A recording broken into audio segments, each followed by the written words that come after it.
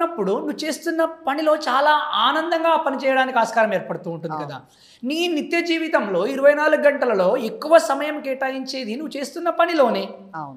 నీకు పనే ఆనందాన్ని ఇవ్వనప్పుడు, ఆ పనే నీకు ఇబ్బందులను కలిగిస్తున్నప్పుడు మరి నువ్వు ఎలా ఆనందంగా ఉంటావు? నీ కుటుంబం ఎలా ఆనందంగా ఉంటుంది? నువ్వు పిల్లలతో ఆనందంగా ఎలా ఉంటావు? నువ్వు సమాజంలో ఆనందంగా ఎలా ఉంటావు? ఒక్కసారి ఇలా ఆలోచించే ప్రయత్నం చేస్తే చాలామంది ఈరోజు స్ట్రగుల్ అవుతున్నారు చేస్తున్న పని. ఇది నాది చాయిస్ కాదు, నాకు ఛాన్స్ అని.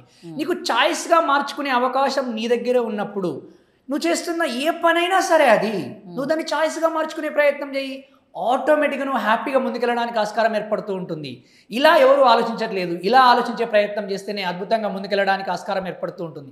ఎందుకు ఈ రోజుల్లో చాలామందికి ఆ పని నచ్చడం లేదు అని అంటే, వాళ్ళు మొదటగా జాయిన్ అయినప్పుడు ఎలా ఉంటారో ఇప్పటికీ అలానే ఉంటారు వాస్తవానికి. అంటే వాళ్ళుగా అప్డేట్ చేసుకోరు వాళ్ళని. వాళ్ళు చేస్తున్న పనిలో పని చేస్తూ ఉంటే జీతం వస్తూ ఉంటుంది.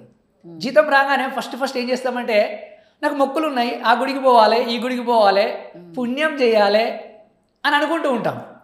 నేనేమంటానంటే, నువ్వు పని చేస్తున్నప్పుడు నీకు డబ్బులు వస్తున్నప్పుడు నువ్వు ఏ పుణ్యం చేసినా ఏ పుణ్యం చేయకపోయినా నువ్వు చేస్తున్న పనిలో నైపుణ్యాలను పెంపొందించుకోవడం కోసం ఖర్చు పెట్టగలిగితే నువ్వు అద్భుతంగా నువ్వు చేస్తున్న పనిలో గొప్పగా ఎదగడానికి ఆస్కారం ఏర్పడుతుంది కదా.